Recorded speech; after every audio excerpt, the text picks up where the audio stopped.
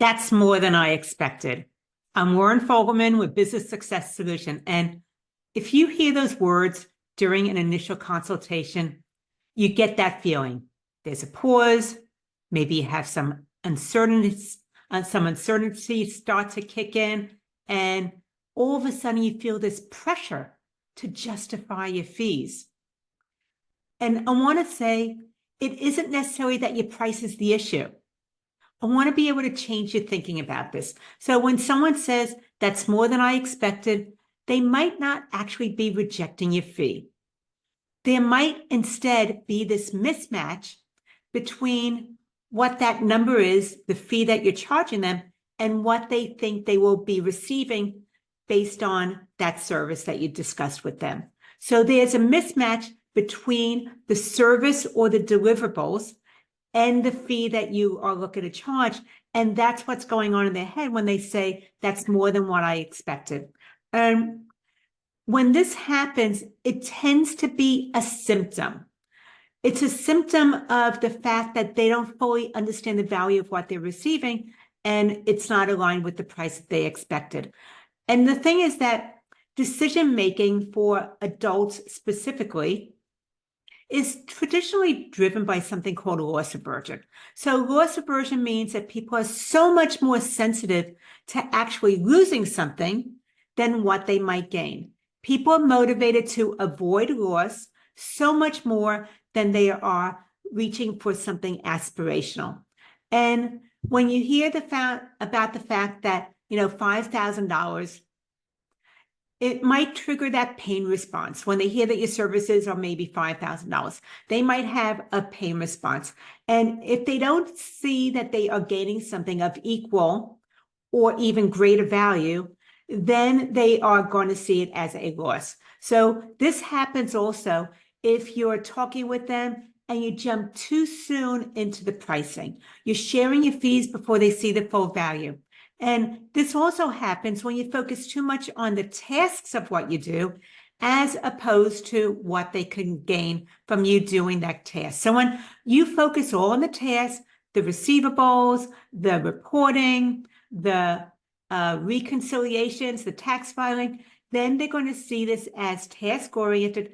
And when you give them that fee, they're going to think about, what am I losing? You become a cost.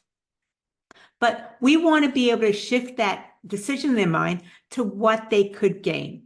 Let me give you some examples between the two so that you can see the difference. The very first one is, you say to someone, I'll go ahead and prepare your taxes for $2,500.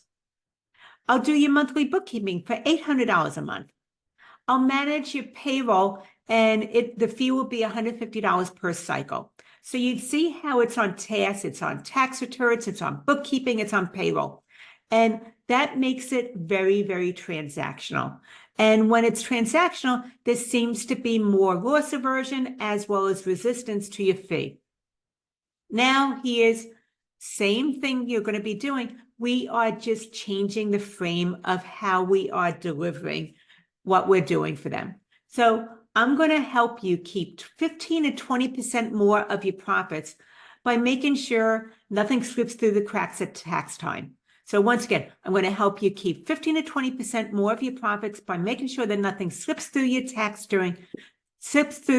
during tax time. So that's one.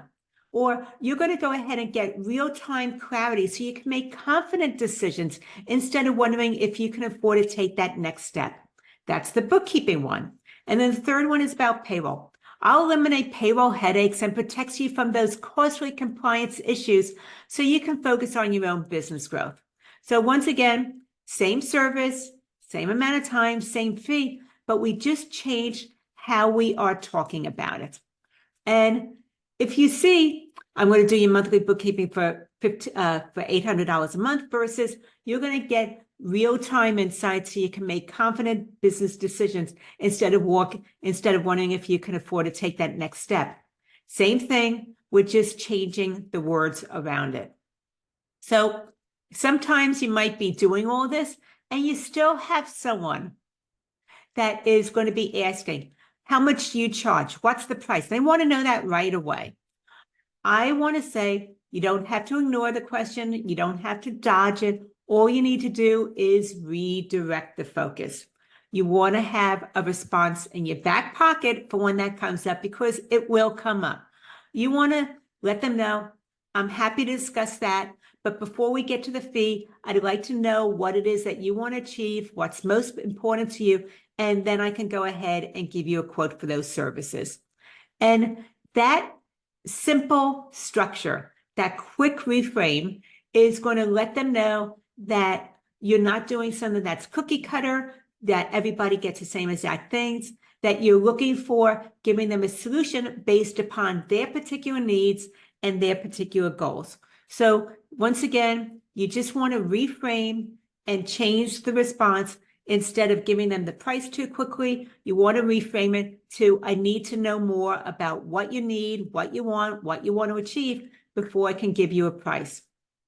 And this happened to Jen. She has an accounting firm, and so often she found that people were pushing back on her rates. Now, she is a solo firm owner. She handled everything herself. And when these conversations came up and they were wondering, why do you charge that much? Or how come it's more than I expected? She felt like she needed to justify her pricing.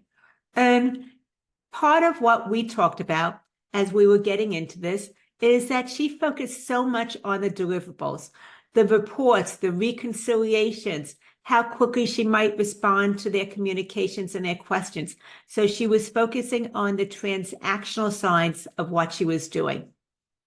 What we did is we worked closely together to reframe these conversations, and she started to ask some different questions. She started to focus on, what would peace of mind around your finances look like for you? What's something you've been avoiding because you're unsure about the numbers and whether you can afford to make that move or not? What is it that you want your business to support? Is it something personally or maybe professionally? What would you like to achieve over the next 12 months? So once again, she still did the same service, same fees, but we were changing some of the conversation so it was more client-centered. And as a result of that, we were then able to get away from the long laundry list of tasks that were all a la carte and itemized on her invoices and everything. And we went ahead and started packaging her services based on the results that they wanted to receive. So once again, she was coming up with packages that she can show them, help them achieve that particular result that was important or meaningful for them. And by the time that she shared her pricing, instead of them saying that's more than what I expected, they were saying that sounds like exactly what I need. So we didn't change the work that she does. We changed how we went ahead and talked about it, and then we packaged things together into bundles that were appropriate for that particular client's needs. And I just want to say, if your consultations feel like a negotiation, you feel like you need to justify your fees, then let's go ahead and change your approach. Start by looking at what it is you're talking about during those initial consults. And we want you to start asking more outcome-oriented questions that matter to the client that you're speaking with or the potential client that you're speaking with. Focus on what they want, what's important to them. And then also what you want to think about is talk about what it is that they care about and what they want to achieve, and then compare it to the impact of remaining stuck where they are. So once again, you want to have a comparison. Talk about what they want to achieve and compare it to the impact of remaining stuck where they are. That is very, very illuminating, and it gets them in touch with the reality of not doing anything or just sticking with the status quo. And then what you want to do afterwards is align your service with the pain they want to avoid. So was dealing with that challenge that they have, or helping them achieve that result that's important and meaningful for them. So once again, you want to ask more outcome-oriented questions. You want to compare what it is they want to achieve with the cost of remaining stuck. And you also want to align your services with what they want to fix or what they want to achieve. And after you do those, that's when you talk about the investment into your firm's services. So you see this as an investment, not a cost. It's more aspirational when we talk about investment as opposed to cost. And it becomes a lot more clear about what you're delivering, the value to them, and there's so much less price resistance. You're going to not hear, I thought that that's more than what I expected. That's going to start to go away. So if you're ready to stop undercharging for your services, justifying your fees, you want to be able to get really good at having those conversations that focus on what the client cares about, as opposed to the work that you're doing to take care of their need, then let's talk. You can reach me at businesssuccesssolution.com/let's talk to be able to get started and have that further conversation where we can look at your consultation process, identify where you need to make some shifts, and to be able to build the value as well as reduce the objections, because you do not need to keep defending your fees. We want to get rid of that. We want to lead with outcomes. We want you to anchor the value, and we want to have those quality clients say yes to your services and happy to invest in your firm and your services. So let me know if that appeals to you. I can be reached at businesssuccesssolution.com/let's talk to be able to get started on elevating the type of conversations you're having with your clients so they see the value and they're ready to pay your premium fees.